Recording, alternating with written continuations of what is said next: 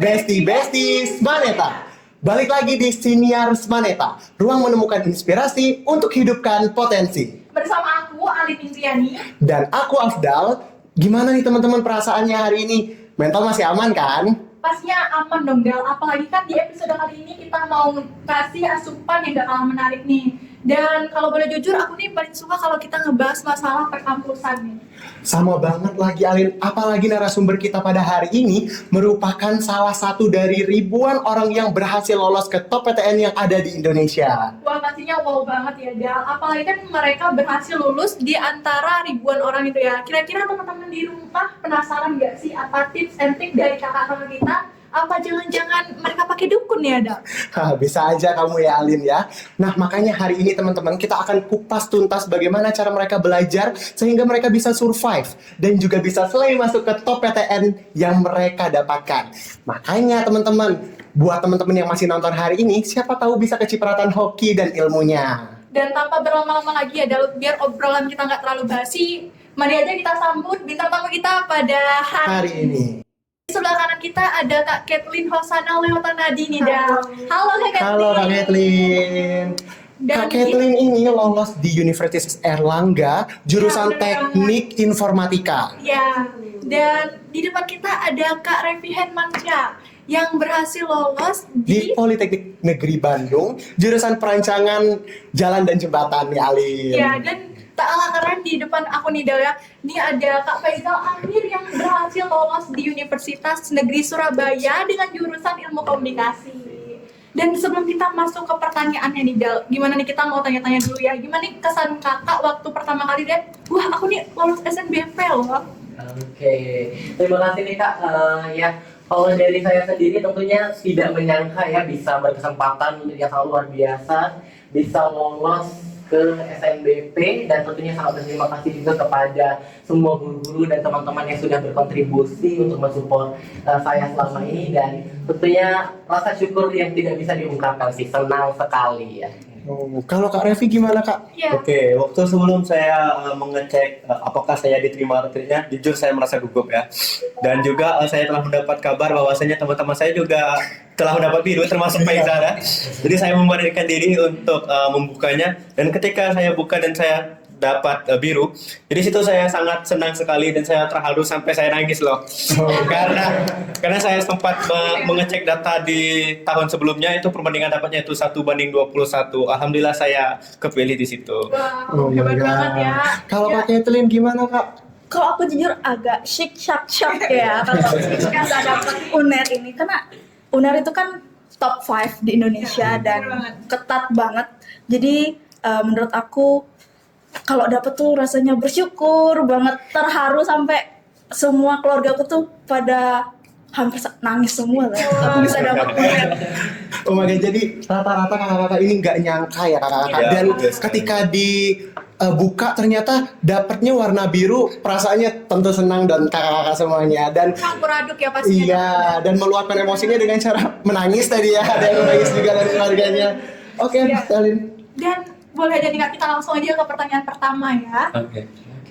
Untuk pertanyaan pertama nih, ada di kurikulum Merdeka ini kan kita disuruh banget nyari passion kakak sendiri nih. Kapan dapat momen kayak ngerasa, wah jurusan ini aku banget nih, tanpa ikut FOMO atau gengsi-gengsian semata nih Kak? Oke, kalau dari aku nih guys ya, kalau dari berbicara tentang passion ya, tentunya aku tertarik di bidang public speaking itu dari SMP. Namun mendapatkan kesempatan yang luar biasa masuk ke SMA Negeri 3 Pangkal Pinang yang melihat potensi siswanya dengan sangat luar biasa, sehingga kebetulan aku ikut juga berbagai macam lomba yang berkaitan dengan public speaking, yaitu lomba debat, LDBI, LCC, dan lain sebagainya, sehingga aku merasa ketika pertama kali masuk SMA ini kayak, oh ini passion aku enjoy menikmati setiap prosesnya, dan aku enjoy cara berbicara dengan orang lain, sehingga di sini aku merasa kayak ini adalah jurusan yang tepat dan ini saatnya aku mengembangkan semua potensi aku. Selain itu juga nih Kak, kebetulan di OSIS kita,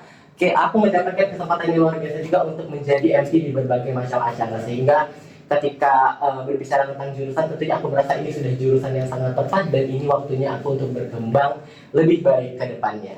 Iya, bagus banget nih. Gimana Kalau kalau Revi? Kak Revi? Oke, kalau saya tersendiri, kalau tentang eh, ini. Jadi saya sudah ketika saya masih kecil saya juga telah menyelidiki apa sih kelebihan saya. Dan juga ketika saya memasuki SMA, kita kurikulum mereka ya. Iya. Dan di kelas 11 itu kita ada pemilihan menu. Nah, di situ saya konsultasi sama guru, konsultasi sama orang tua, dan saya memutuskan saya masuk ke jurusan kelas B, itu jurusan mengarah ke teknik.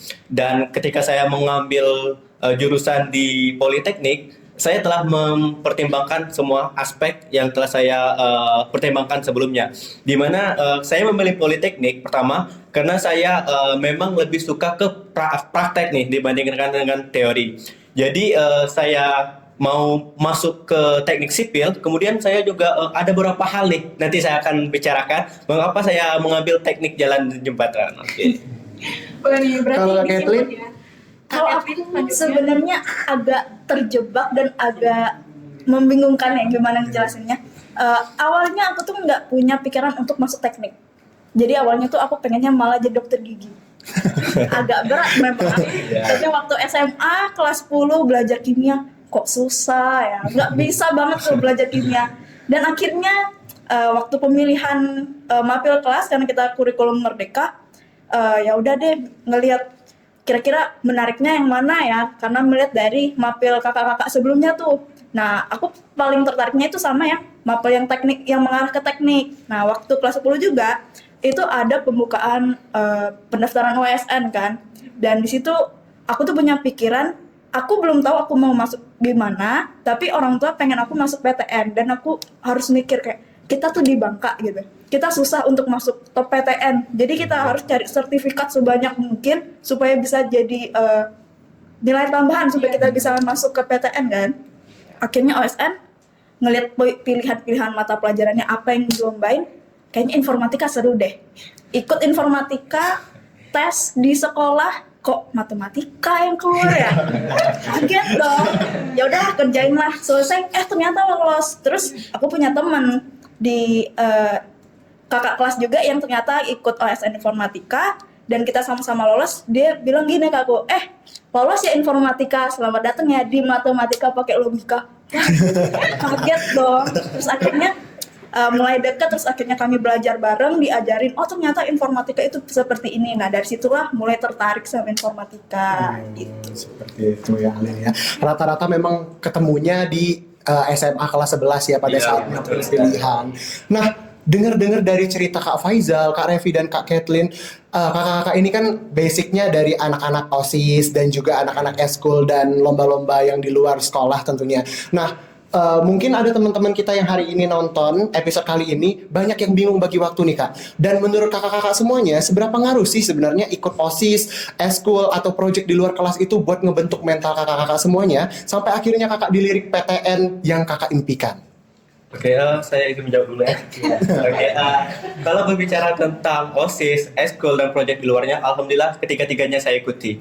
Yang pertama, seperti kalian ketahui, saya jaga OSIS di masa bakti tahun sebelumnya, dan juga saya mengikuti eskul-eskul lain, dan juga saya mengikuti proyek luar. Jika kalian menanyakan apakah itu penting, menurut saya itu sangat penting. Ketika kita beradu nilai kepada dengan sekolah-sekolah lain, mungkin itu akan susah. Tapi ketika kita mengikuti organisasi, di situ mental kita dibentuk. Kemudian kita mengikuti perlombaan-perlombaan dari luar, dan itu kita mendapatkan poin plus di sana. Karena apa? Semua orang bisa mendapatkan nilai bagus. Tetapi apakah ada pendukung dari nilai bagus tersebut? Ketika kita memiliki piagam, PTN itu yakin bahwasanya nilai anak ini benar-benar. Karena apa? Karena ada bukti dari sertifikat yang kita mengikuti proyek di luar, sertifikat dan lain sebagainya. Dan juga rekam jejak kita. Apabila kita telah mengikuti organisasi, maka rekam jejak kita itu sangat bagus ya. Kemudian apabila kita mengalami masa sulit dan juga kita, apalagi kami ini kan bakal ke luar pulau nih ya, maka bersosialisasi dengan orang baru lagi. Ketika kami sudah join OSIS, maka kami sangat mudah untuk bersosialisasi dengan orang lain seperti itu. Kalau Kak Faizal gimana? Oke, kalau dari aku sendiri kebetulan aku udah join organisasi dari organisasi baik dalam sekolah maupun luar sekolah. Aku cuma mau mention satu hal. Kalau seandainya organisasi ini sangat-sangat berdampak sekali bagi aku di bidang pengembangan kepercayaan diri. Karena dari organisasi luar ini aku percaya bahwasanya oh seperti ini loh dunia luar. Dan ternyata aku mampu untuk bersosialisasi dengan mereka, dan aku mampu untuk bersaing dan menyuarakan pendapat aku. Dari sinilah kemudian aku percaya dengan semua potensi aku dan memantik, ya bisa dibilang kalau seandainya organisasi ini adalah pemantik awal untuk kita pengembangan percaya diri dan pengembangan potensi sih bagi aku. Kalau dari Kak Kathleen, mungkin Kak Kathleen.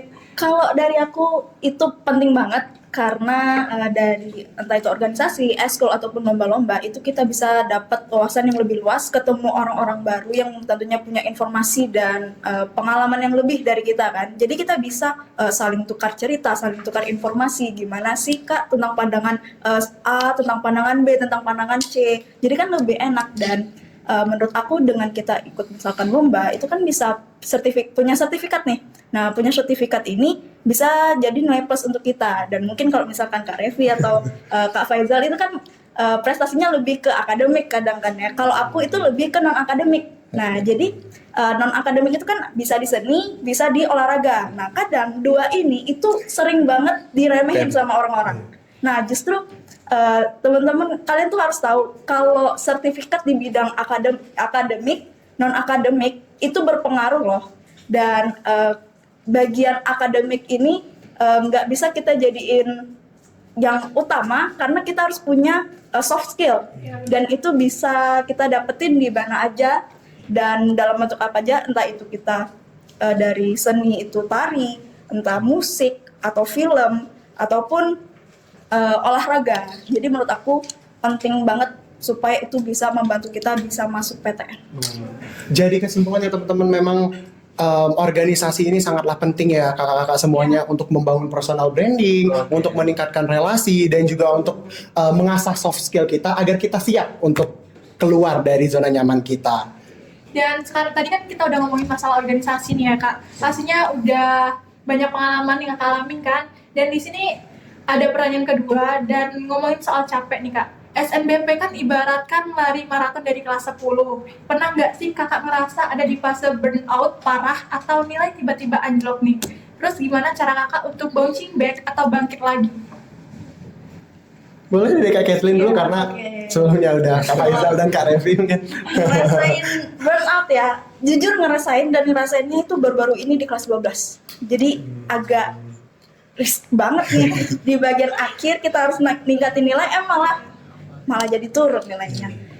Kalau aku ngatasinnya itu dengan cara motivasi ini lebih ditingkatin lagi. Jadi aku harapannya pengennya masuk PTN, tapi kalau misalnya kita nggak berusaha itu gimana? Kan nggak mungkin. Jadi itu yang jadiin motivasi supaya fase kita capek itu jadi semangat lagi. Gitu. Betul banget. Kalau Kak Revi gimana? Oke, kalau saya sendiri ya pasti semua orang saya rasa pernah mengalami burnout tersebut. Dan saya mengalami hal tersebut ketika saya kelas 11. Ketika saya kelas 10 saya merasa wow, saya lagi di jalan yang benar mulus, tinggi seperti itu kan. Ketika kelas 11 saya diuji dan memang nilai saya tidak turun, tetapi tidak memenuhi ekspektasi saya. Tetapi di situ apakah saya patah semangat? Oh tentu tidak. Di situ saya yakin pada diri saya sendiri dan yakin terhadap Tuhan. Tuhan itu tidak akan tidur. Karena tidak mungkin Tuhan memuji kita sedalam tersebut kalau tidak ada kedepannya ada hal yang istimewa. Jadi saya jalani dan saya yakini bahwasanya oke, mungkin sekarang saya lagi di fase emang di bawahnya. Kemudian saya bangkit dan alhamdulillah ya menurut saya salah satu titik bangkit tersebut adalah ketika saya diterima di SNBP kali ini.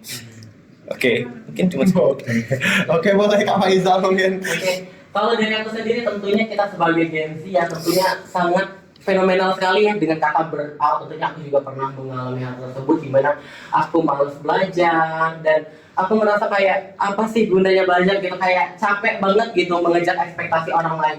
Tapi satu hal, kalau tips dari aku, kalau mereka lebih ke banyak tadi ya tips lain, kalau tips dari aku lebih ke memahami diri sendiri guys. Karena tentunya siapa yang belajar itu diri kita sendiri. Memang sih kita terkadang ditekan oleh berbagai macam ekspektasi dari luar, dari orang tua ataupun ekspektasi dari diri kita sendiri. Tetapi kita harus memahami bahwasanya that's okay untuk kita take a break sebentar, kayak istirahat dulu, tarik nafas gitu. Kalau seandainya kita lagi posisi capek-capeknya gitu kan, Iya sih. mau diajak belajar gitu kan lelah banget nih gitu kan. Kayak istirahat dulu, tarik nafas gitu, tarik nafas dalam-dalam, hembuskan gitu. Dan selesai dari situ kalau seandainya kita sudah berada pada posisi yang prima lagi nih untuk belajar, gas terus, gaspol gitu, sehingga pada saat belajar tuh semua materinya masuk semua ke dalam otak kita sehingga bisa maksimal nih penyerapan materinya. Bener banget ya Betul Dal. sekali. Dan berarti mereka ini yang paling kuat itu motivasinya ya. Motivasi dan juga memahami diri sendiri sih sangatlah penting, betul sekali kakak-kakak semuanya. Dan kakak-kakak kan udah punya motivasi nih, dan juga ketika motivasi itu udah bangkit dan burnout itu udah selesai, tentunya kita butuh gaya belajar dong kakak-kakak semuanya. Dan kalau boleh jujur-jujuran nih kak, sampai beli percaya ya. Dan iya, kan kakak kan lolosnya di PTN terbaik lah di Indonesia ya kakak-kakak. Mungkin teman-teman semuanya yang ada pada episode kali ini ingin tahu gaya belajar seperti apa sih yang kakak tekuni saat ini. Apakah yang strategis banget, atau deadliners tapi terarah, atau yang go with the flow aja, ngikutin arah aja gitu. Oke. Mungkin Kak Faizal mau jawab duluan, udah nggak sabar soalnya. Pertanyaannya aku banget nih. Iya, betul sekali. Kalau karena aku sempat mengalami transisi guys, FYI aku sempat mengalami transisi bagaimana cara aku belajar dari kelas 10 dan kelas 11 dan 12. Dulu aku orangnya deadliners banget. Mungkin sebagian ada yang ngerasa relate kalau seandainya mengerjakan di akhir waktu itu mendapatkan hasil yang maksimal. Tetapi itu ternyata tidak berlaku nih di kelas 11 dan 12 di mana kita butuh persiapan yang sangat luar biasa untuk mengerjakan berbagai macam tugas yang banyak, sehingga aku merubah cara belajar aku. Aku sendiri percaya kita semua punya cara belajar yang berbeda, tapi kalau dari aku lebih ke auditory. Aku kebanyakan mendengarkan podcast, atau ketika aku mengerjakan soal, aku biasanya sambil mendengarkan musik. Sebagian orang merasa terganggu, tapi kalau dari aku itu sangat-sangat membantu sekali untuk aku lebih rileks dalam mengerjakan soal dan mengerjakan tugas, sehingga hasilnya menurut aku lebih maksimal gitu. Lebih ke cari cara belajar yang positif ya guys, jangan tiru aku di kelas 10 yang deadliners parah. Bahkan kalau mengumpulkannya jam 12 itu aku mengerjakan di jam 11 malam pernah satu kali, dan itu tidak baik untuk dilakukan guys, stres sendiri nanti. Betul. Kalau Kak Revi? Oke, kalau saya sendiri boleh saya ceritakan masa lalu dulu. Ketika saya belajar, saya masih diajari oleh orang tua saya. Jadi ketika itu orang tua saya menekankan bahwasanya saya harus bisa menghafal secepat mungkin dan selama mungkin ketika menghafal tersebut. Dan ketika itu saya mulai sadar bahwasanya itu bukan fashion saya, itu bukan gaya belajar saya. Saya langsung bicara kepada orang tua saya mau belajar sendiri. Saya punya gaya belajar tersendiri kan. Ketika malam saya di kamar ya, kerjaan saya adalah dengan buku paket satu, buku tulis satu. Di situ saya menulis, membedah-bedah, kemudian saya mendapatkan fashion saya. Dan fun fact yang harus kalian ketahui bahwasanya saya itu jarang belajar, serius. Tetapi ketika saya belajar, saya menghabiskan waktu sampai berjam-jam. Ketika saya mulai start dari jam 8 malam, saya bisa tembus sampai jam 2 pagi. Sampai jam 1 pagi. Jadi kesimpulannya, saya itu lebih ke kualitas belajarnya dibandingkan kuantitas. Oke, so itu. Iya betul. Berarti lebih ke strategis ya. Iya, Ya. bener banget. Ya kalau Kak Faizal dulunya kan deadliners nih. Nah sekarang lebih ke sadar diri karena udah kelas 12, tentunya butuh persiapan yang panjang, sehingga teman-teman mereka lolos ke PTN loh teman-teman. Jadi teman-teman wajib untuk tiru gaya belajar mereka mungkin ya teman-teman ya. Kalau Kak Kathleen gimana? Mungkin ada perbedaan Kak Kathleen? Kalau aku kayaknya beda ya sama Kak Reza. Iya. Kalau aku tuh lebih ke ngalur aja pokoknya. Oh. Yang penting masih ingat deadline-nya itu tanggal berapa. Jadi sebelum itu tetap harus dikerjain sebelum mepet tanggal, tapi tetap ngalur. Jadi nggak kebawa pikiran, nggak berat, nggak stres gitu. Iya. Dan kalau aku belajar juga ada mengalami perubahan. Jadi waktu dari aku mungkin dari TK sampai ke SMP, aku tuh lebih suka belajar di kamar, diem sendiri, sambil ngafal, sambil diem. Pokoknya tutup telinga, tutup mata, fokus. Terus setelah SMA berubah. Ternyata nggak bisa kayak gitu lagi. Aku lebih suka pergi keluar, tempat sendiri yang rame, tapi sepi. Jadi kayak orang banyak lalu lalang, tapi orang nggak berisik. Jadi aku pakai headset, ya aku belajar di situ. Jadi aku tuh lebih enak di situ daripada harus di kamar yang kalau di kamar tuh rasanya PW banget ujung-ujungnya ujung-ujungnya scroll TikTok. Relate banget Iya. soalnya Iya, sama bener, kita aku kan. lagi dekat sama kasur nih. Iya. Tuh. Nah, jadi makanya aku milih untuk kayaknya belajar di luar nih lebih enak deh.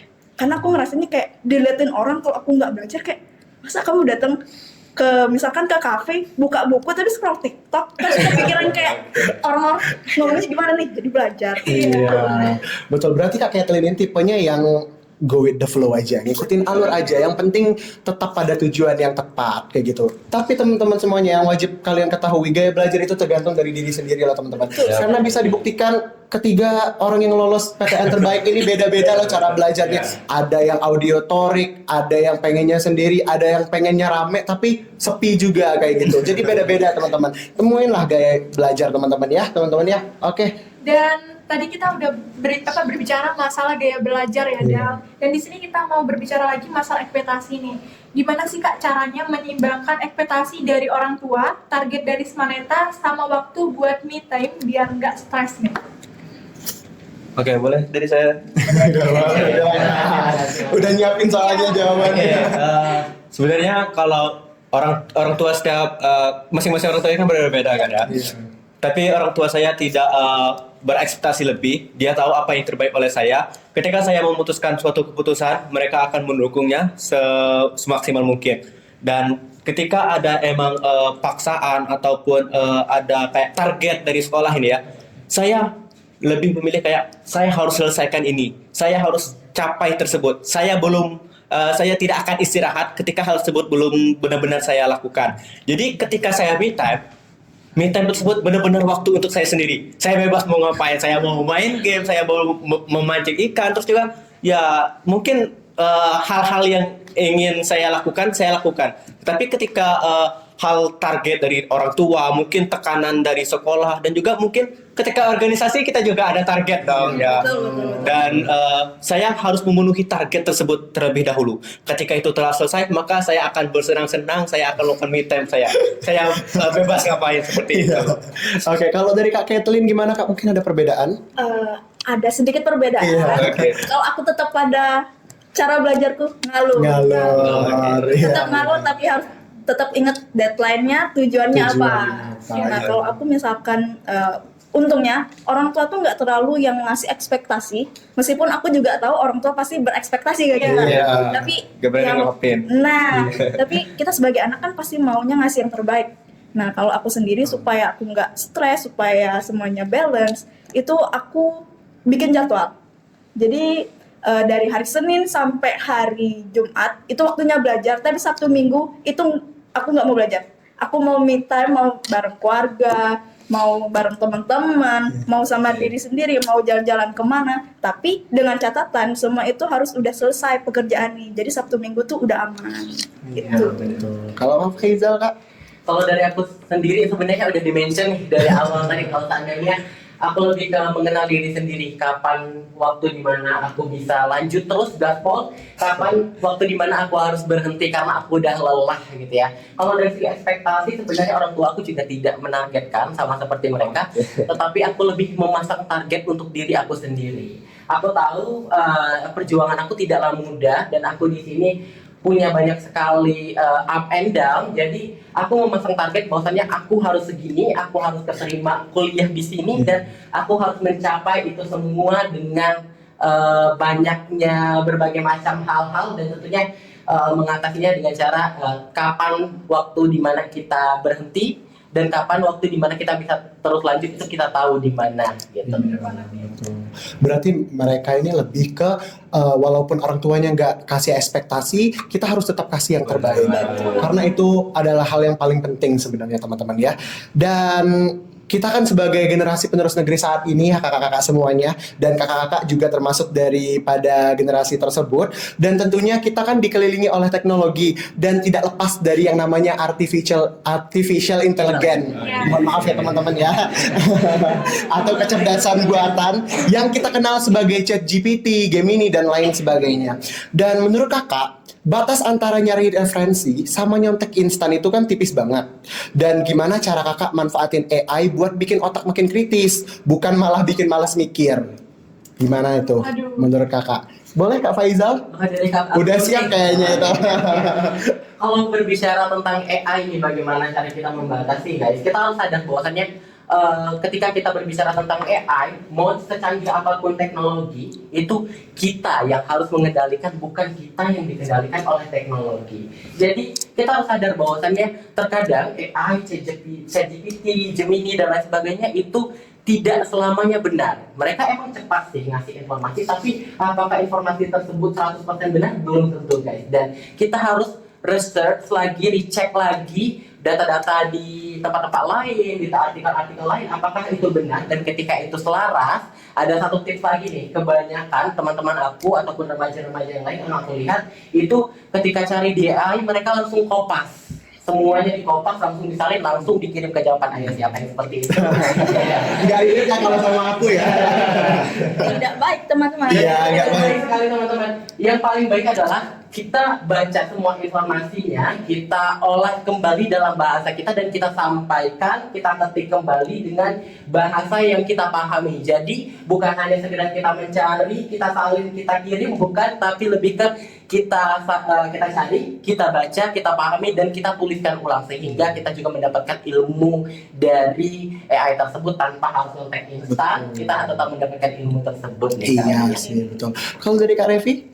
Oke, kalau dari saya sendiri terkait dengan AI seperti ChatGPT, Gemini dan lain sebagainya, itu menurut saya ya sama seperti jurusan yang saya ambil. AI itu seperti jalan dan jembatan. Mereka hanya penghubungnya. Mereka hanya alat. Yang menjalankan itu kita. Yang seperti yang harus kalian ketahui bahwasanya AI itu membantu saya dalam memilih jurusan SNBP. Dan Fun fact-nya ya, teman-teman. iya benar. Kalau orang bilang AI itu cuma ada hal negatifnya, buktinya saya bisa lolos di PTN melalui AI. Di situ saya memanfaatkan AI tersebut.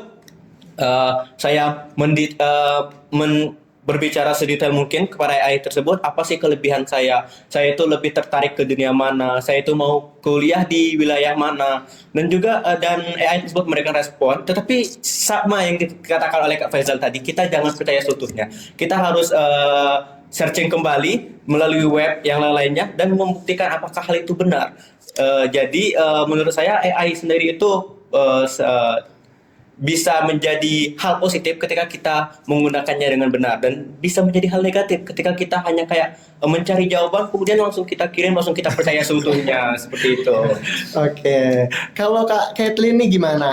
Kalau menurut aku AI itu ada sisi baik dan sisi positif. Jadi nggak semua AI itu punya sisi yang negatif ya.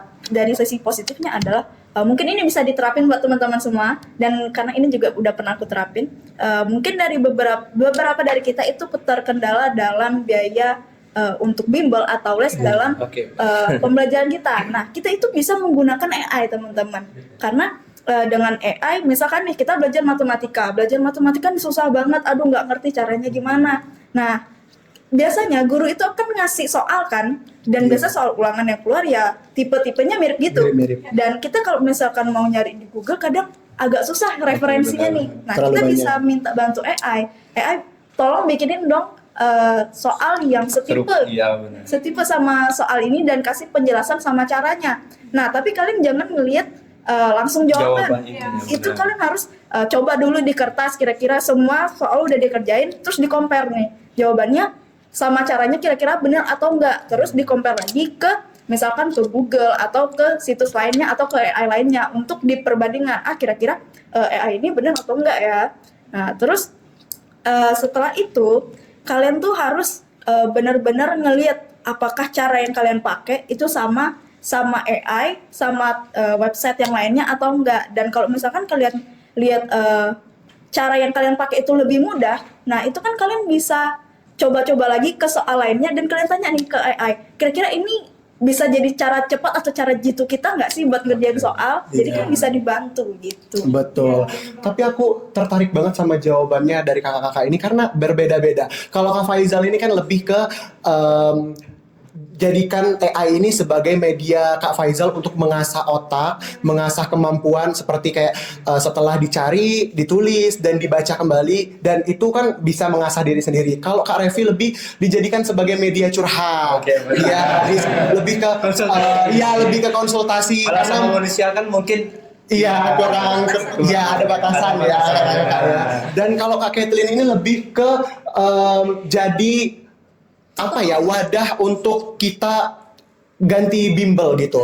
Nah, karena kan misalnya sekarang kan bimbel kan kalau nggak ada uang untuk bimbel, mungkin bisa dijadikan sebagai AI itu sebagai medianya untuk belajar seperti itu. Dan mungkin Alin ada yang ingin ditanyakan lagi mungkin? Pasti Karena ada jawabannya nih. sangat bagus banget Iya. soalnya, Alin. Kan tadi kita sudah bicara mengenai teknologi ya, Del. Dan di sini kita akan masuk ke pertanyaan bersosialisasi nih. Di dunia nyata kan yang dicari itu kolaborasi, bukan saling sikut nih Kak. Ada nggak pengalaman kerja kelompok di kelas atau di OSIS Maneta yang mengubah mindset Kakak soal kerja sama tim? Dari siapa dulu nih Kak? Dari siapa? Dari saya. Iya, dari Kak Revi mungkin sudah siap banget soalnya. seperti yang saya katakan, tipe belajar saya itu kan mau sendiri. Iya. Ketika saya masuk ke SMA, saya join organisasi. Kok cara belajar saya ini tidak bisa diterapkan di organisasi? Di situ saya mulai berpikir, oh iya, untuk ke masa jenjang selanjutnya, di kehidupan selanjutnya, kita itu tidak bisa hidup sendiri. Kita tidak bisa, apalagi di dalam dunia teknik ya, kita tidak bisa merancang satu pembangunan contohnya dengan satu orang, cukup kita sendiri tidak bisa. Kita harus berkolaborasi dengan orang-orang lainnya. Seperti di OSIS juga, ketika itu saya mulai berpikir, kok kolaborasi itu sangat penting ya. Yang susahnya itu apa? Menyalurkan pendapatnya itu seperti apa? Menyamakan pendapat itu, benar sekali kan? Dan kita juga terdiri dari pikiran-pikiran yang berbeda. Dan ketika kita berkolaborasi, itu ada poin plusnya. Ya, ketika mungkin untuk sekarang tidak ada dampak yang kita alami, tapi di masa yang depan kita pasti bakal merasakan apa yang telah kita kerjakan selama ini. Seperti itu. Oke, kalau Kak Kathleen gimana? Kalau dari aku mungkin yang berubah itu adalah di mana semua yang kita lakukan di dalam sebuah organisasi itu biasanya kita rencanain kan, dan kadang semua sesuatu itu ada tipe orang yang mau harus sesuai banget sama rencana. Tapi kadang-kadang setelah kita rencanain benar-benar sempurna banget, kalau misalkan ada kejadian A kita pakai cara B, kalau cara B nggak bisa pakai cara C. Iya, betul. Nah, tapi kan itu di lapangan beda lagi. Nah, dari situ aku belajar kayak apapun yang udah kita rencanain, sebagaimana bagusnya, kalau misalkan tidak sesuai rencana, itu bukan berarti kegagalan. Bisa aja itu merupakan kesempatan yang lebih bagus. Dan tentunya itu yang salah satu lagi yang membuat aku berubah mindsetnya, bahwa suatu sistem kerja meskipun kita lakukan misalkan lebih dari 2 tahun, misalkan 2 tahun nih kita pakai sistem kerja A. Nah, selama 2 tahun ini berhasil. Oke, karena kita mikir 2 tahun berhasil, di tahun ketiga mau kita pakai lagi nih. Dan ternyata di tahun ketiga itu nggak berhasil. Nah, jadi menurut aku, meskipun kita menggunakan suatu cara untuk supaya itu berhasil, belum tentu di kesempatan selanjutnya itu bisa berhasil. Jadi harus ada improvisasi untuk mendapatkan keberhasilan itu dan goals itu. Iya sih, betul. Kalau Kak Faizal, Nah, kalau ada berbicara pengalaman mungkin? ya tentunya. Kalau berbicara tentang kolaborasi, dulu pada masa-masa awal, aku termasuk orang yang perfeksionis. Jadi ketika masuk dalam kerja kelompok, ketika aku merasa bahwasannya hasil kerja kawan-kawan aku itu tidak sesuai dengan apa yang aku inginkan, aku akan take over semua pekerjaan mereka.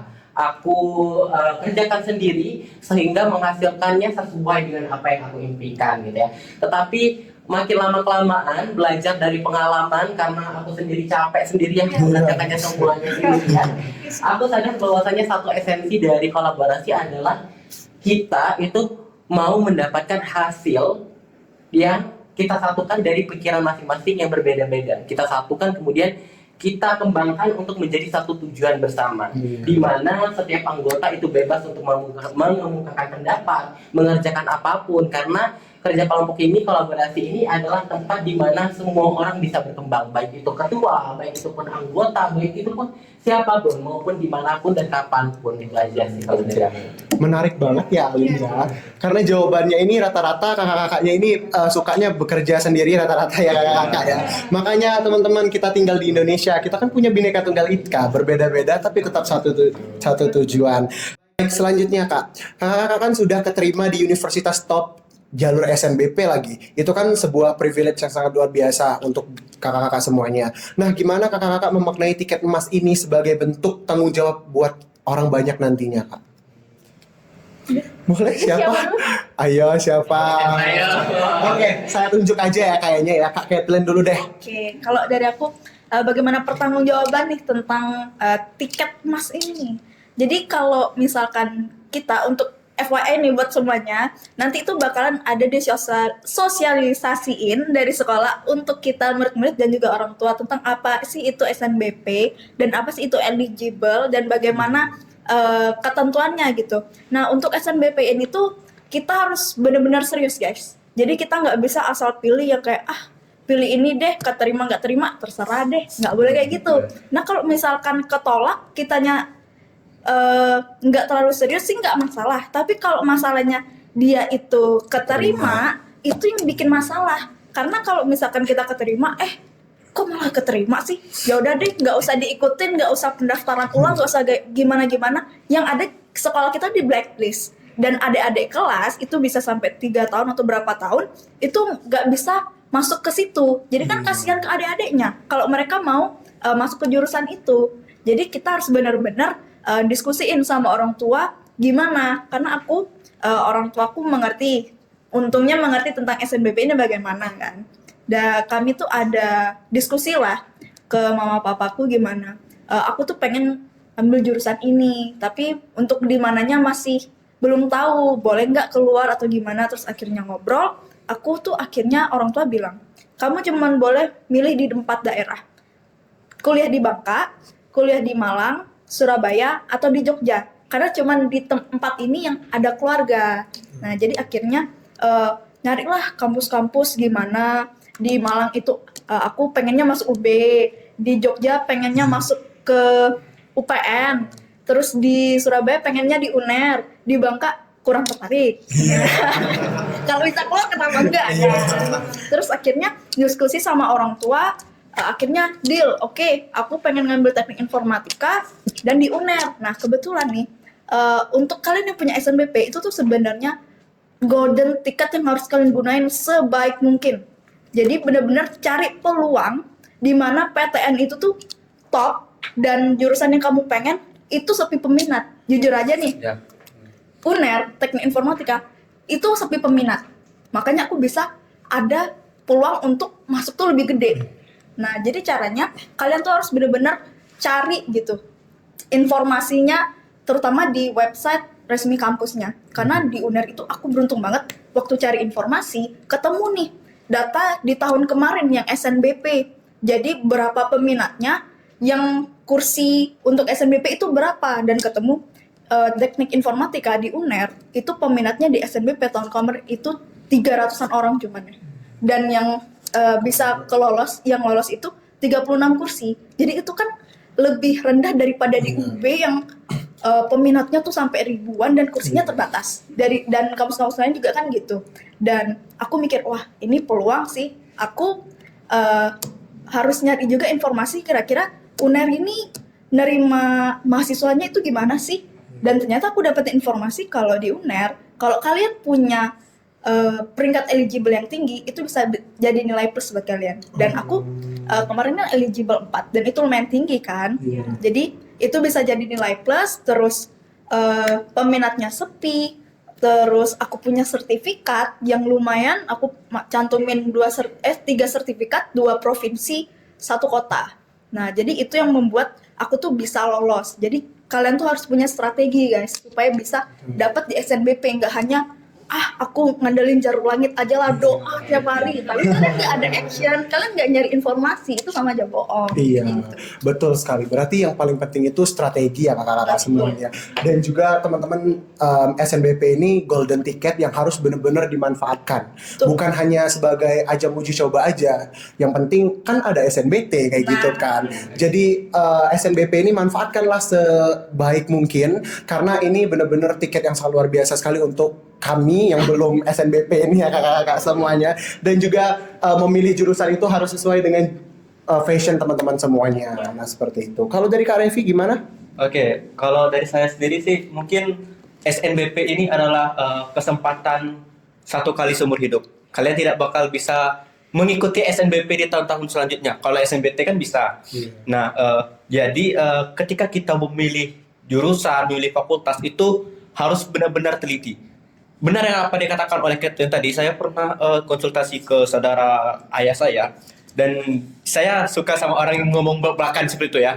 Katanya, kamu boleh mengambil di universitas yang top, yang terkenal seperti itu. Tetapi kamu jangan mengambil jurusan yang juga top di situnya, yang banyak peminatnya.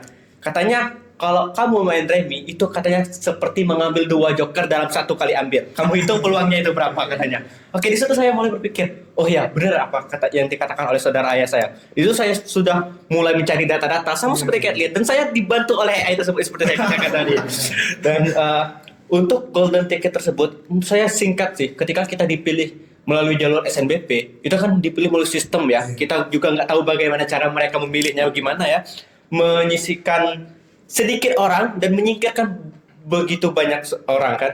Dan ketika kita telah terpilih, kita cuma buktikan saja, oh kita ini orang-orang terpilih, kita buktikan dan kita teruskan prestasi-prestasi yang telah kita miliki seperti itu. Iya. Kalau Kak Faizal gimana? Berarti kan kalau dari jawaban Kak Revi ini dia itu lebih ke konsultasi, cari bagaimana dia maunya masuk kemana kayak gitu agar Benar. dia lebih terarah dan dapat memanfaatkan tiket emas ini dengan sebaik mungkin seperti itu. Dan juga teman-teman bisa juga mengikuti caranya Kak Revi buat konsultasi dulu mungkin kalau teman-teman butuh arahan seperti itu agar lebih terarah. Nah, kalau dari pandangan Kak Faizal gimana nih Kakak? Jujur ini agak menghela nafas karena udah bingung banget, udah diborong semua sama Tapi aku akan coba jawab guys. Sebagai pertanggungjawaban tadi aku akan meng-highlight tanggung jawabnya aja. Tentunya aku mengharapkan kami bertiga di sini tetap melanjutkan prestasi kami di universitas nanti sehingga akan menjadi jalur pembuka bagi adik-adik kelas untuk menyusul kami di universitas yang diinginkan. Amin. Nah juga salah satu membahas strategi. Kebetulan jurusan aku ilmu komunikasi itu termasuk salah satu favorit anak sosial. Dan saingannya itu sangat-sangat luar biasa sekali. Dan aku awalnya pas research kayak nggak mungkin deh kayaknya. Tapi kayak aku selalu berpandangan coba aja dulu. Kita nggak pernah tahu kapan takdir akan membawa kita kemana gitu kan. Kapan Tuhan akan menakdirkan kita untuk mendapatkan sesuatu, kita tidak pernah tahu. Jadi coba aja dulu. Dan satu hal yang aku perhatikan juga ketika kita mendapatkan sertifikat, usahakan ketika kita ingin mendaftar jurusan itu satu linear, sertifikatnya sama jurusan yang kita inginkan. Kebetulan aku masuk ke Ilkom dan sertifikat aku ada 1 nasional dan 2 kota, itu semuanya di bidang public speaking, ada dramatic reading, LCC sama ada duta genre kebetulan Kak. Jadi emang harus penuh strategi setelah disebutkan tadi dan juga harus yakin dengan potensi diri. Kalaupun nggak keterima nggak apa-apa, kita coba lagi di SNBT.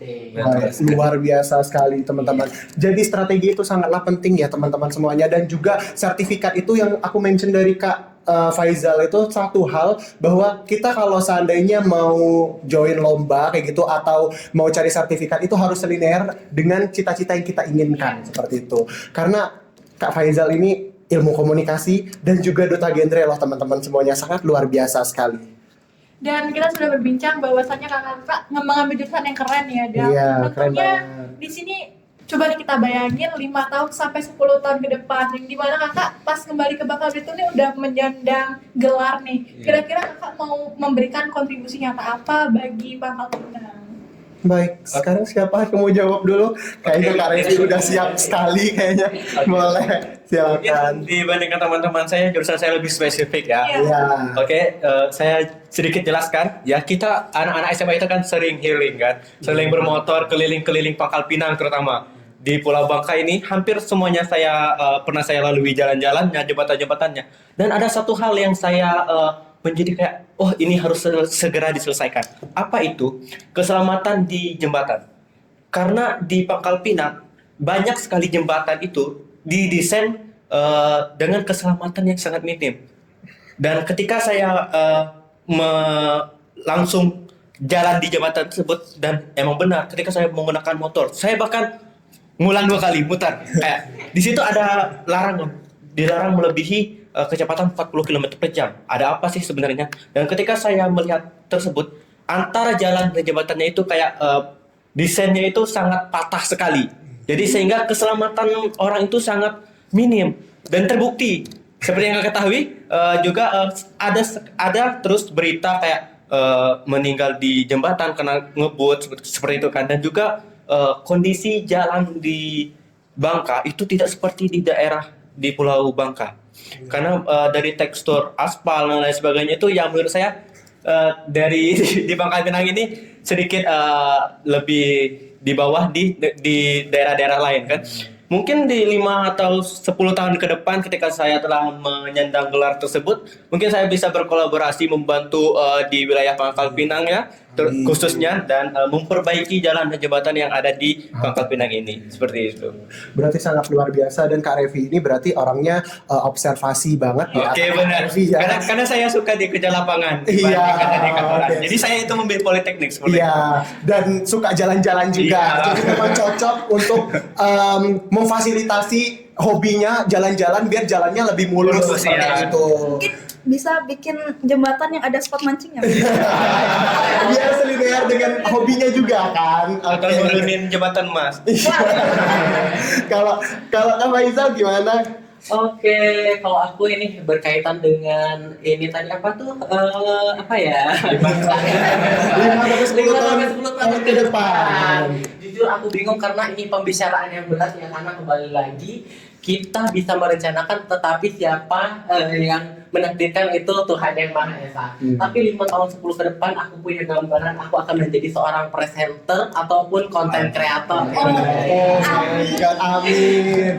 Dan aku memandang presenter dan konten kreator ini sebagai privilege yang saat ini sangat-sangat masif sekali untuk bisa kita gunakan untuk menjadi ajang promosi nih. Dan untuk kontribusi untuk Pangkal Pinang, mungkin aku bakal mempromosikan Pangkal Pinang ataupun Bangka Belitung, karena Pangkal Pinang dan Bangka Belitung ini sangat kaya sekali. Mulai dari kulinernya enak, apalagi pantainya bagus, Iya. semuanya bagus guys. Tapi kurang ter-highlight sayangnya. Dan aku ingin membawa kuliner dan juga semua yang ada di Pangkal Pinang dan khususnya Bangka Belitung ini ke kancah nasional sehingga lebih dikenal gitu ya. Berarti cita-citanya ingin jadi content creator Iya. dan presenter. Dan kita lihat ya teman-teman ya, apakah 5 atau 10 tahun ke depan apakah ada akun Instagram dan TikToknya Faizal Amir Official? Langsung centang biru nih. Iya. Kita perintis bukan pewaris. Iya. Dan sekarang masih merintis, soalnya Instagramnya udah konten kreator banget. Kalian bisa cek Instagramnya Faizal, udah konten kreator banget nih teman-teman semuanya. Mungkin kalau Faizal kontennya konten tentang wisata, jangan Iya. konten jalannya ya kan. Iya. Saya juga yang Nanti Kak susahnya. Revi yang Iya. gitu ya. Betul sekali. Kalau Kak Kathleen ini gimana?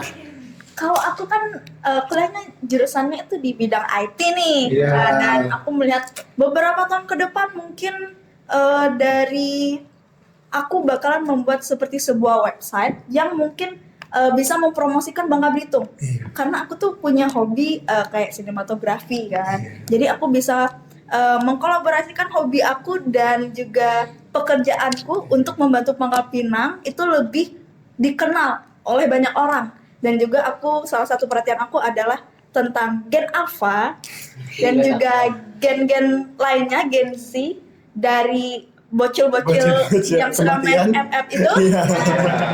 Kan itu susah banget tuh disuruh orang tua untuk belajar. Mereka Iya. lebih milih nggak mau main FF. Iya. Nah, justru itu yang jadi konsen aku gimana caranya kita membuat media belajar melalui aplikasi yang membuat mereka tuh mau untuk belajar, jadi berasanya tuh kayak lagi main game.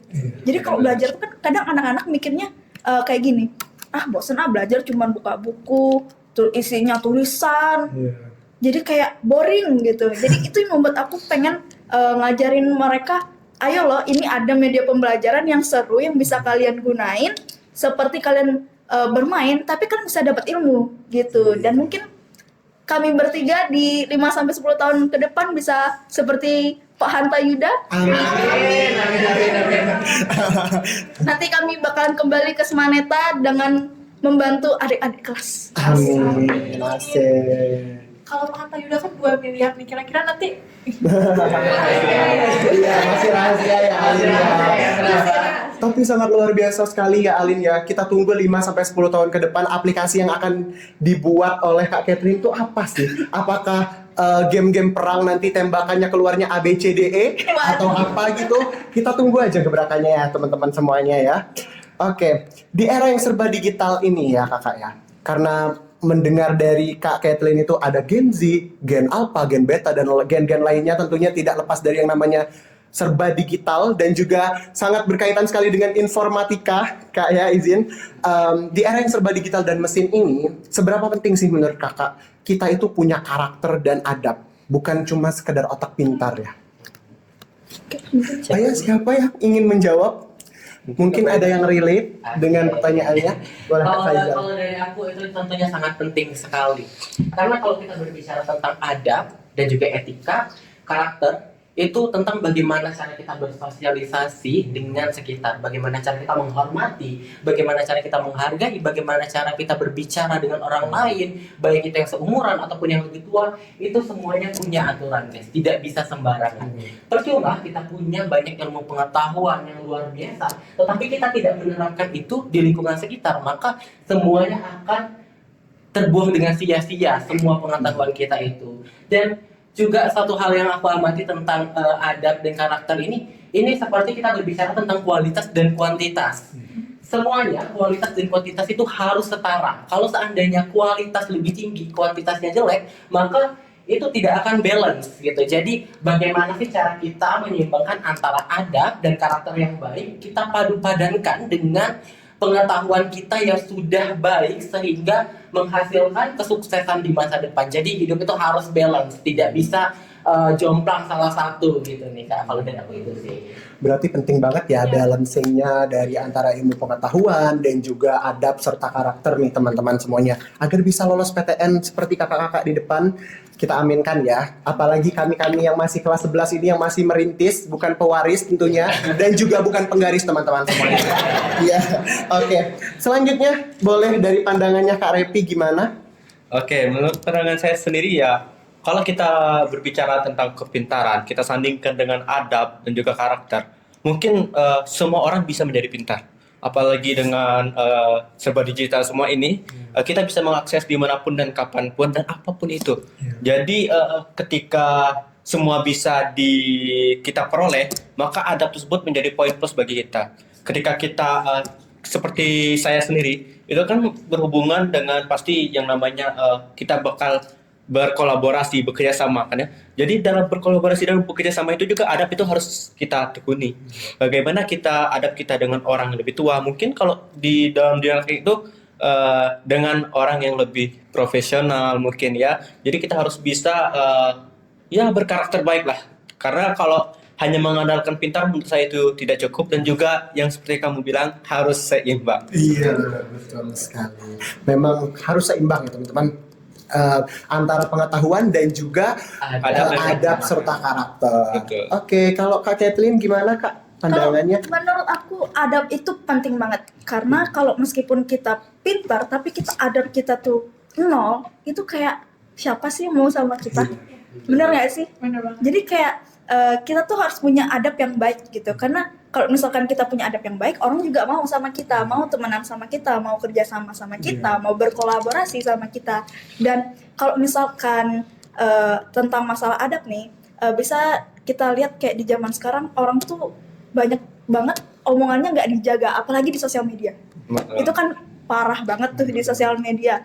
Nah, jadi aku pengen supaya kita semua itu sama-sama harus menjaga omongan kita, menjaga adab kita. Karena kalau misalkan kita nggak menjaga, ujung-ujungnya yang dirugikan itu kan diri kita sendiri. Iya. Jadi kita harus benar-benar menjaga omongan kita, menjaga sikap, menjaga adab supaya kita sama-sama enak. Jadi kamunya enak bekerja sama-sama aku, kitanya juga bisa dapat pencapaian kita mau lebih mulus. Gitu.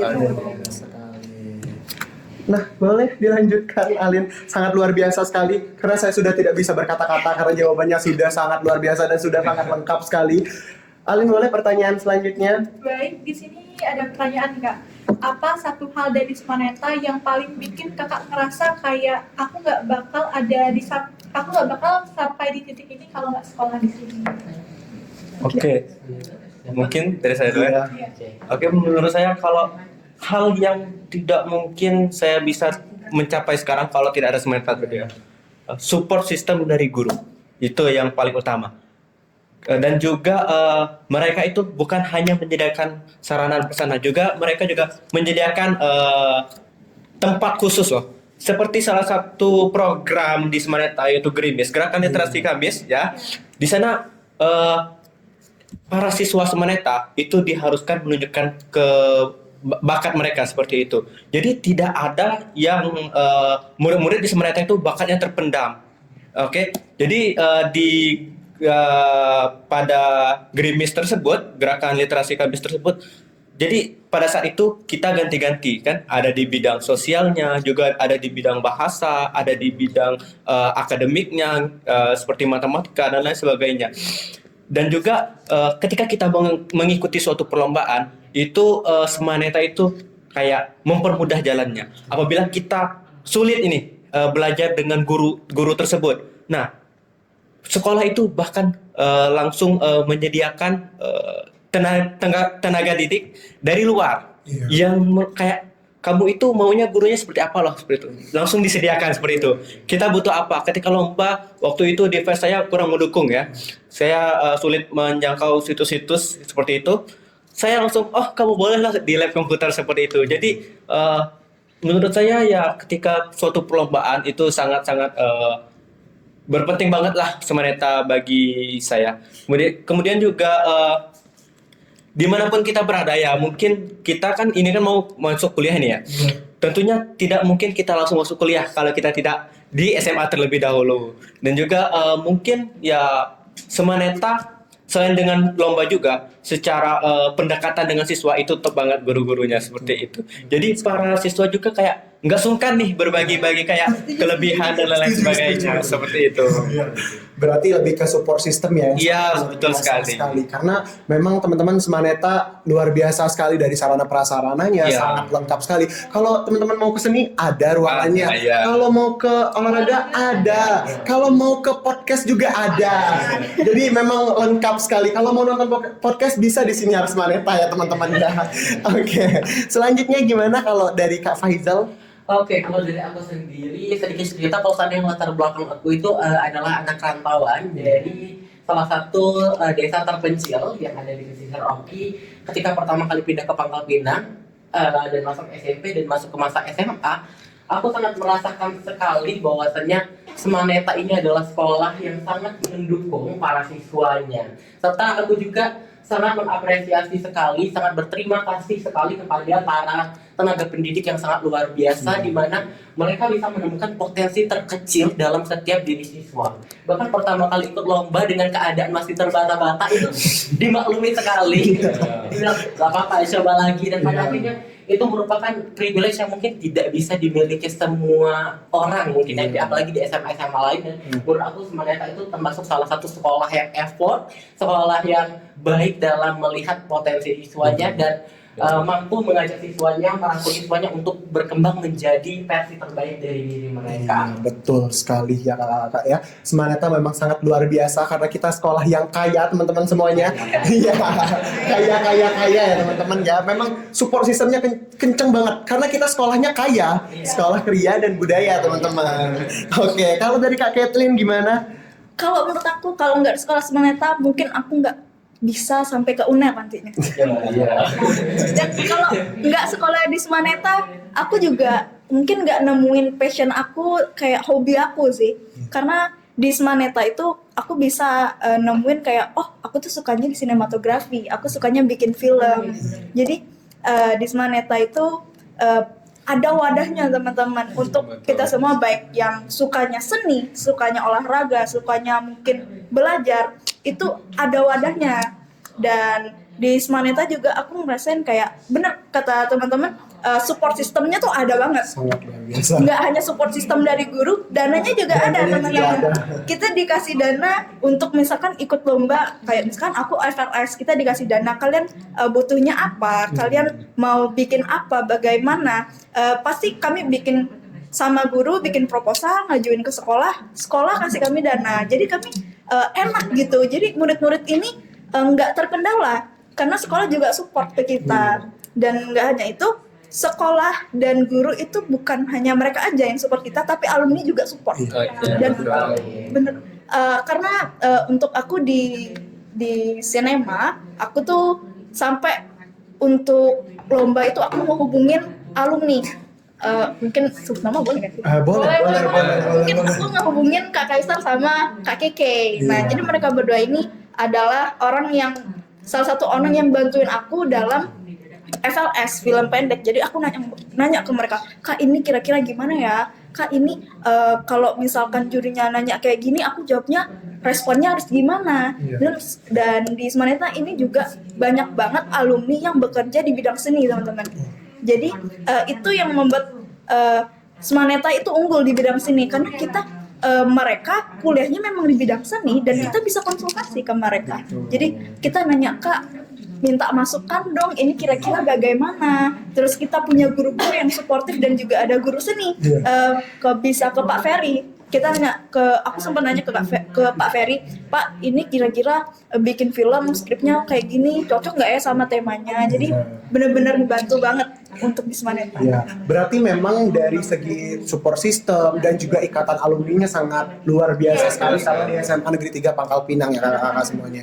Dan mumpung kakak-kakak masih menggunakan Almet SMA Negeri 3 Pangkal Pinang, belum digantikan dengan Almet Beragam top PTM yang ada di Indonesia nantinya, boleh dong kakak-kakak kasih kepada teman-teman yang nonton pada hari ini, mungkin ada adik-adik kelas 10 dan kelas 11, mungkin kakak-kakak boleh kasih tamparan realita untuk kami semua, pesan keras dan juga realistis apa yang harus kita sadari dari sekarang biar nggak nyesel nanti kita ini dan anak kelas 10 nanti pada saat kelas 12.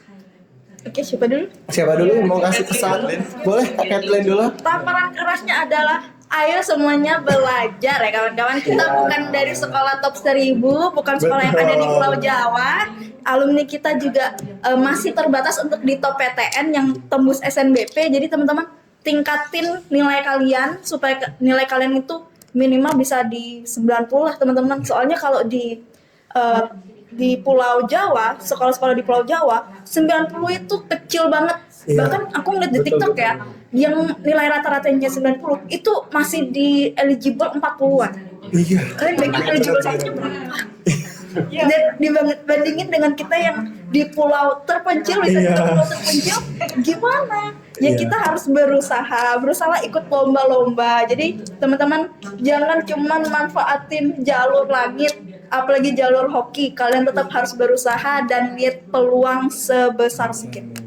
Oke, kalau dari Kak Kathleen, ayo belajar teman-teman dan pahami potensi diri dan tentuin strategi teman-teman semuanya dari sekarang, karena biar nggak nyesel teman-teman. Kita yang kelas 11 dan juga kelas 10 boleh persiapan dari sekarang untuk menyusul kakak-kakak semuanya ke Polban, ke UNER, ke UNESTA, dan bisa juga ke PTN-PTN yang kalian inginkan. Boleh kalau dari Kak Revi gimana?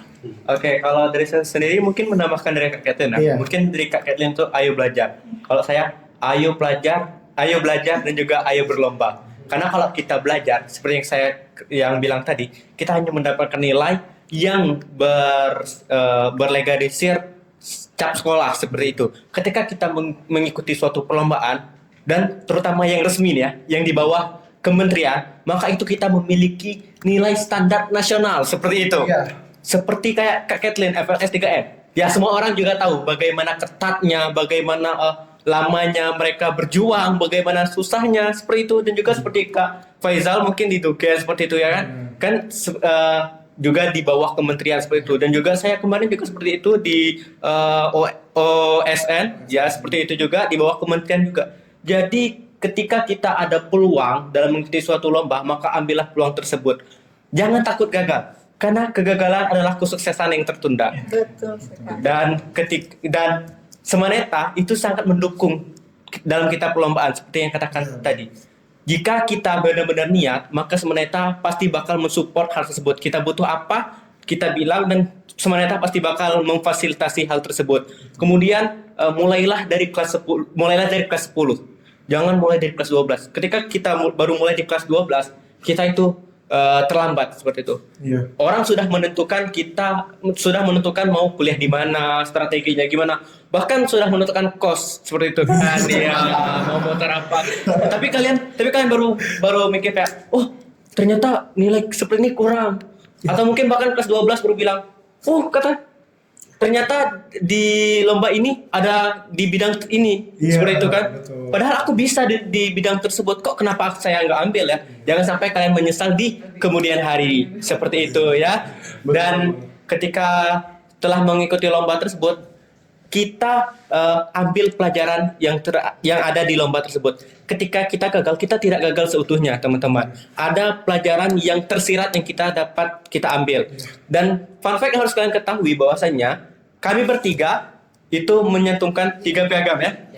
Nah, jadi menurut saya pribadi yang membantu kami dalam lolos SNBP kali ini yaitu piagam. Karena apa? Piagam resmi dan juga juara. Dan juga tingkatnya tersebut mungkin kami ada yang provinsi, hampir semua ada provinsi, Iya, bahkan ada yang nasional. Dan itu menjadi poin plus bagi saya seperti itu. Karena memang benar-benar persiapan itu sangatlah penting ya teman-teman semuanya. Iya. Karena hari ini juga narasumber kita memang orang-orang yang sudah sangat berprestasi sekali. Kak Kathleen yang juara 1 lomba film pendek Provinsi Bangka Belitung. Ada Kak Revi, iya juara 2 Provinsi Bangka Belitung ya. Tahun kemarin juara 1 kan, ikut kan yang di FLS bareng Kak Kaisar itu ikut? Enggak. Oh enggak ya. Oh kirain ikut, soalnya teman-teman Kak Kathleen ini sangat luar biasa sekali di bidang perfilman. Dan juga ada Kak Revi juara 3 OSN Matematika tingkat provinsi, dan juga ada Kak Faizal Amir Duta Genre Kota Pangkal Pinang tahun 2025 teman-teman. Jadi memang prestasi itu sangatlah penting ya teman-teman semuanya. Dan kita dengarkan pesan dari anak komunikasi negeri Surabaya ya teman-teman ya. Boleh Kak Faizal kasih dong tamparan keras buat kita anak-anak kelas 10 dan kelas 11 ini. Karena tadi dimulai tagline-nya dengan kata ayo, kalau aku lebih ke ayo berubah. Iya. Oke, jadi ayo belajar, ayo bertanding, ayo Ayo berubah. Iya betul sekali. Kalau tadi banyak dari segi prestasi, sekarang aku mau menyinggung tentang kondisi sekarang. Seringkali Gen Z dibilang strawberry generation. Oke. Nih, lebih ke arah personal guys. Terkadang beberapa kasus aku temui di teman-teman kita itu mereka terpuruk karena keadaan mereka. Mereka menyalahkan keadaan. Mereka menyalahkan bahwasanya mereka tidak disupport oleh orang tua mereka. Mereka menyalahkan kondisi ekonomi mereka, atau mereka menyalahkan posisi mereka kenapa lahir dalam keluarga yang tidak berkecukupan. Betul. Tapi perlu kita ingat guys, itu bukanlah suatu hambatan. Kita harus berani menghancurkan semua hambatan tersebut untuk menjadi sebuah kesuksesan. Tidak ada kata salah untuk mencoba. Kita coba setiap kesempatan yang ada, kita jadikan semua luka-luka lama yang telah kita alami, baik itu dari segi keluarga, pertemanan dan lain sebagainya, kita ubah luka-luka tersebut menjadi sebuah kesuksesan yang kita ciptakan sendiri. Betul, ya. betul. Jadi jangan pernah terpuruk untuk masa lalu semuanya, tetap percaya bahwasanya potensi kalian ada, kalian mampu untuk berjuang, kalian adalah yang terhebat, kalian adalah yang terbaik, dan berikan semua effort kalian untuk merubah diri kalian menjadi versi terbaik dari diri kalian, sehingga kalian bisa berdiri dengan bangga, membawa semua apa yang bisa kalian banggakan dan membawa semua perubahan dalam kehidupan kalian. Betul. Sangat luar biasa sekali ya teman-teman, karena pesannya sangat dalam sekali sampai matanya itu berbinar-binar ya teman-teman semuanya. Bener ya. Iya, memang luar biasa anak komunikasi UNESA ini ya teman-teman ya. Oke, boleh Alin, terakhir deh Kak. Kita kan lagi di Siniar Smaneta nih. Ya. Nah, kakak-kakak juga bakal berangkat ada yang ke Surabaya, ada yang ke Bandung. Nanti kamu kemana Alin? Nanti aku kemana ya? Ke Jogja deh kayaknya. Iya, kita sama deh kayaknya ya. Kita Iya, ketemuan iya kita tetanggaan nantinya, oke? Ada Jawa Timur, Jawa Tengah, Jawa Iya. Barat. Kalau kita sukses nanti ketemuan di Raja Ampat dan Daerah. Iya, betul sekali. Kalau Kak Faizal tetangganya sama Kak Kathleen, kita tetanggaan Kak Revi sendiri aja deh, soalnya udah mandiri. Kan udah ada temennya AI. Iya, terakhir boleh Kak kasih tanggapan dong. Mungkin ini pertemuan terakhir di Siniar Smaneta bersama kakak-kakak yang sangat luar biasa sekali. Boleh kakak-kakak kasih tanggapan gimana kesan dan pesan kakak ketika kakak berada di program Siniar Smaneta kali ini? Ya, pertemuan pertama dan terakhir. Iya, dadah. Nah guys, kalau Iya, agak terakhir. Nggak tahu siapa tuh nanti. Iya, kita ketemu lagi kalau udah sukses. Hantai 22 bisa gitu. Iya, betul. Jadi ada Faizal Huda nanti. Faizal Huda, ada Revi Huda dan Kathleen Huda. Oke, boleh kasih dong Kak tanggapan ke Siniar Smaneta ini. dari siapa dulu? Dari siapa? Dari Kak Revi dulu. Karena nggak ada tetangganya soalnya teman-teman. Oke, pertama Siniar Smaneta ini adalah salah satu program kalian. Iya, salah satu Selaku program. OSIS. Iya, program Iya, OSIS tahun ini. Kalian selaku intra sekolah ini ya, dan saya juga pernah terjun di bidang tersebut, terutama ketika kita berani mengundang, ya mungkin hari ini kalian mengundang kami yang baru kelas 12, mungkin ya masa yang akan datang kalian berani mengundang orang yang lebih hebat daripada kami ya. Mungkin Pak Hanta? Iya. Next ya. Iya, hashtag Pak Hanta, tag Pak Hanta Oke. Yuda biar dilirik kita ya teman-teman. Oke, lanjut. Dengan adanya salah satu Siniar Smaneta. Iya, Siniar Smaneta. Siniar Smaneta ini bisa kayak menjadi jalan penghubung orang-orang yang kayak butuh referensi seperti itu kan. Dan juga kalau adik-adik SMP nih mau masuk Smaneta, kan siapa tahu dia nulis di YouTube Smaneta, dia lihat, ternyata ada akun YouTube-nya seperti itu kan ya. Dan juga dia melihat podcast-nya, terus dia kayak melihat apa sih kelebihan Smaneta seperti itu kan. Dan ketika dia mendengarkan dan juga melihat, ternyata Smaneta ini seperti itu. Mungkin ada yang kayak lagi bingung nih, dan juga dia lagi bingung menentukan saya mau sekolah di mana seperti itu kan ya. Ketika dia melihat Smaneta, terutama kalian selaku OSIS, itu harus bisa menjadi pemantik mereka-mereka yang ingin masuk ke SMA Negeri 3 Pangkal Pinang. Karena selama ini banyak sekali hal-hal yang positif di Smaneta yang jarang terekspos, terutama di media sosial. Dengan adanya langkah kecil seperti ini, yaitu Siniar Smaneta, mungkin di masa yang akan datang menjadi sesuatu yang sangat besar. Mungkin bisa menjadi podcast seperti Deddy Corbuzier seperti itu ya. Amin ya. Nanti kalau Deddy Corbuzier kan close the door, kita open the door. Oke. Ada tagline-nya tuh. Iya. Oke. Mungkin itu dari Oke, saya. terima kasih. Memang teman-teman semuanya kalau mau kenal Smaneta, kenalnya apa Lin? Siniar Smaneta.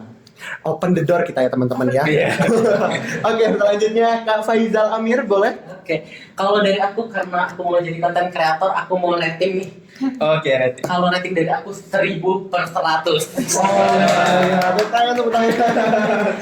Benar sekali nih kata Kak Revi tadi, kalau seandainya banyak sekali potensi-potensi Smaneta itu yang belum terekspos di sosial media. Padahal aku yakin nih kalau seandainya terekspos itu Smaneta akan naik namanya dan menjadi sekolah nomor 1 di Pangkal Pinang. Amin.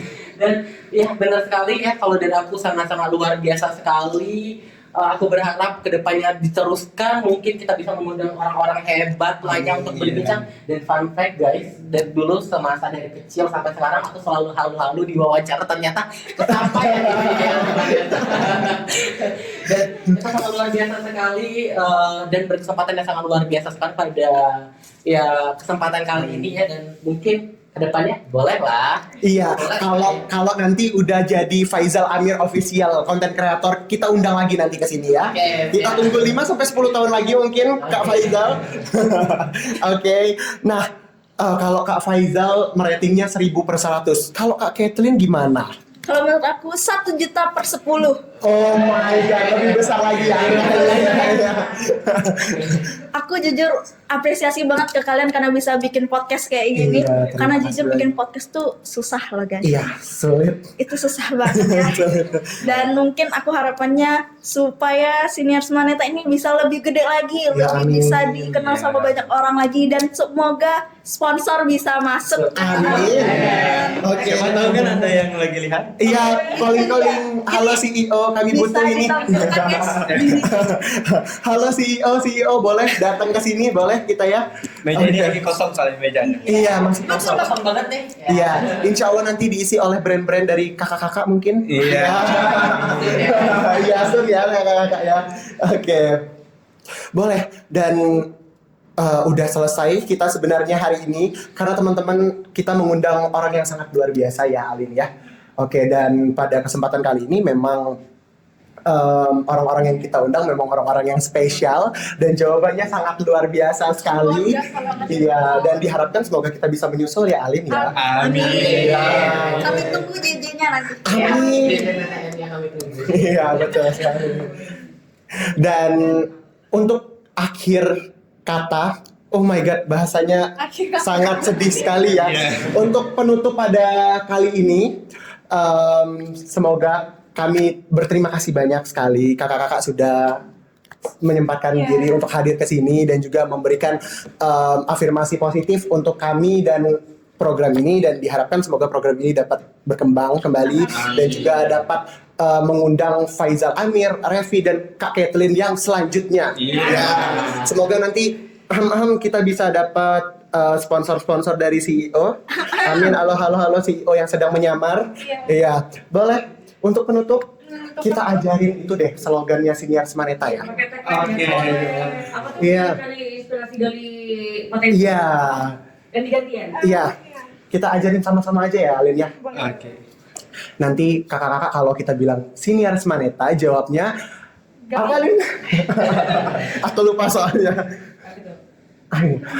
Kita kalau seandainya dibilang Senior Maneta, temukan potensi, raih prestasi. Hidupkan. Inspirasi. Ulang nggak sih? Inspirasi. Ulang nggak? Boleh kan? Retake. Masyarakat ya kalau. Yang inspirasi.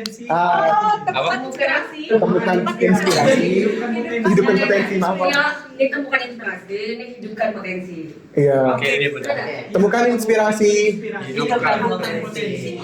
Sama-sama deh, Bu. Temukan inspirasi. Temukan inspirasi. Hidupkan potensi. Nah, Coba negara nanti kalau misalnya Kayak gini aja, hidupkan potensinya. Senior Maneta kita jawab dulu. Temukan inspirasi. Hidupkan potensi. Oke, kita kita macamnya. temukan.